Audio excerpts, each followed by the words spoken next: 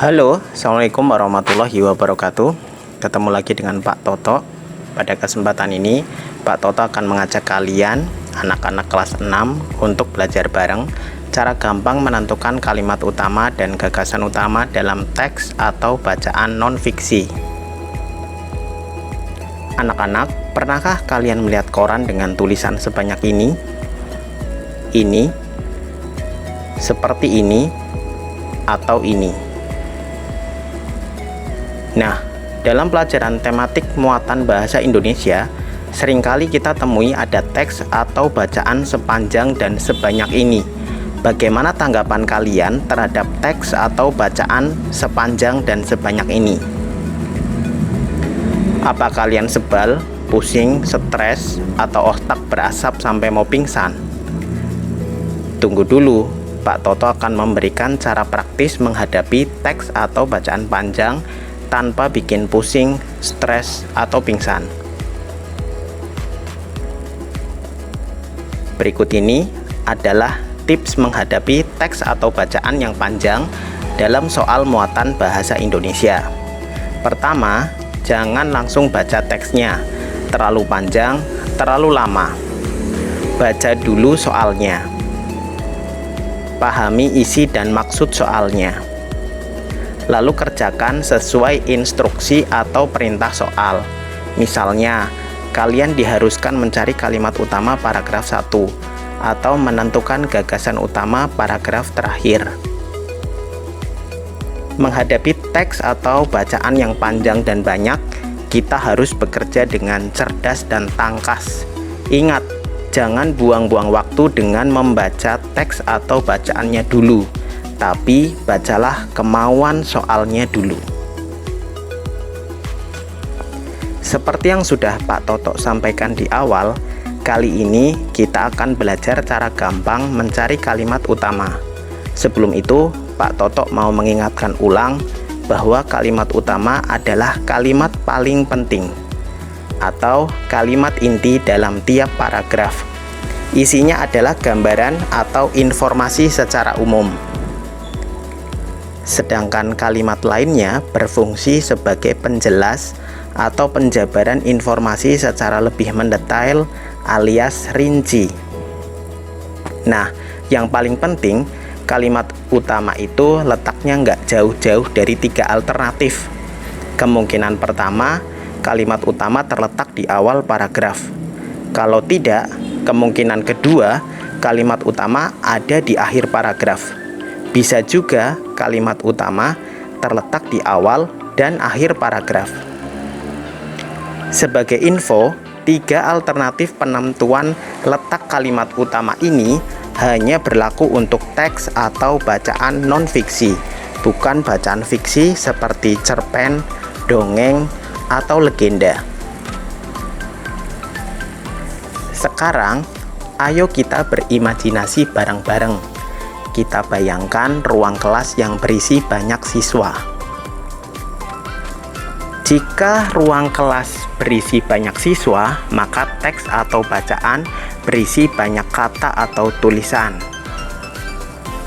Jika tiap kelas punya ketua, maka teks atau bacaan punya kata atau tulisan yang bisa dianggap sebagai ketua karena menggambarkan isi teks secara keseluruhan.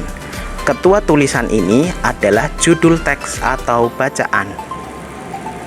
Nah, di dalam kelas pasti ada kelompok-kelompok siswa, ada kelompok belajar atau kelompok bermain. Dalam teks atau bacaan pun ada kelompok-kelompoknya, yaitu kelompok-kelompok tulisan yang dinamakan paragraf. Penulisan paragraf ditandai dengan bagian yang menjorok ke kanan. Kalimat utama ibaratnya ketua kelompok. Dia jadi pemimpin kalimat-kalimat lain. Sebagai ketua kelompok, kalimat utama kadang berada di paling depan paragraf. Jika begitu, maka paragrafnya dinamakan paragraf deduktif. Kadang-kadang kalimat utama terletak di akhir paragraf. Kalau begitu, paragrafnya disebut paragraf induktif.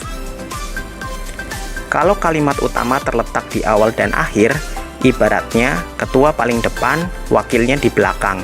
maka paragrafnya dinamakan paragraf deduktif induktif alias paragraf campuran. Mungkin ada yang bingung membedakan sebutan paragraf berdasarkan letak kalimat utamanya. Nah, Pak Toto kasih tahu cara gampangnya.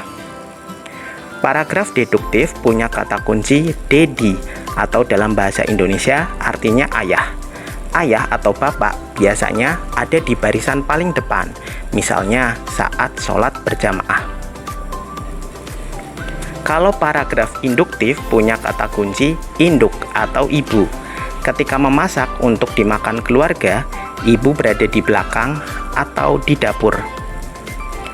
Sedangkan paragraf deduktif induktif bisa diibaratkan saat bersama keluarga, ayah di depan melindungi anak-anak, ibu ada di belakang menjadi partner atau wakilnya ayah. Keduanya mengapit anak-anak yang tak ubahnya seperti kalimat-kalimat penjelas. Sekarang kita langsung meluncur ke contoh paragrafnya. Hei, ingat, ini adalah teks atau bacaan non-fiksi. Untuk menentukan kalimat utama, kalian cukup baca kalimat di awal paragraf dan akhir paragraf.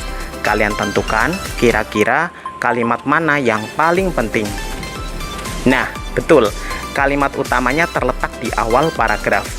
Karena kalimat utamanya ada di awal, maka paragraf ini disebut paragraf deduktif. Lanjut ke contoh berikutnya. Coba kalian tentukan kalimat utamanya yang mana. Apakah di awal paragraf, akhir, atau kombinasi? Kalimat utamanya ada di akhir paragraf. Karena itu, paragraf ini dinamakan paragraf induktif.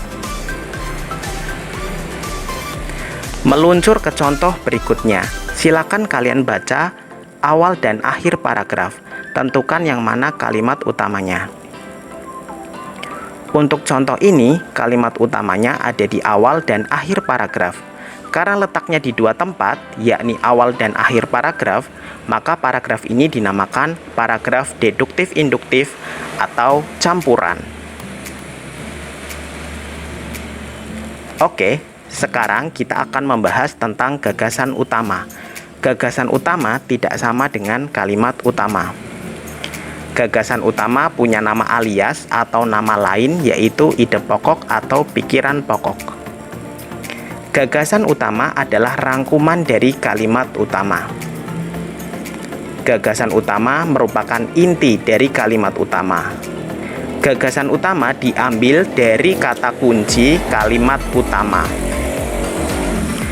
Ayo kita belajar menentukan gagasan utama. Nah, dari kalimat utama yang sudah ditandai, kita bisa menentukan gagasan utamanya seperti ini atau seperti ini. Intinya, kalau menentukan gagasan utama, kalian bisa pakai bahasa sendiri, yang penting intinya sama. Lanjut contoh berikutnya. Kalau kalimat utamanya sudah ditandai, kita bisa merangkum jadi seperti ini atau seperti ini. Contoh terakhir, kalimat utamanya ada di awal dan di akhir paragraf.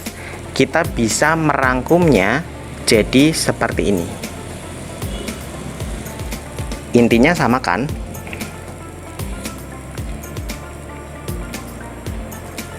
Sebagai penutup, Pak Toto mau mengutip kalimat mutiara dari Nelson Mandela, mantan Presiden Afrika Selatan. Ia berkata, pendidikan adalah senjata paling ampuh yang bisa kita gunakan untuk mengubah dunia. Sekian pembelajaran kita hari ini. Thanks for watching. Jangan lupa like, comment, share, and subscribe. Dadah. Wassalamualaikum warahmatullahi wabarakatuh.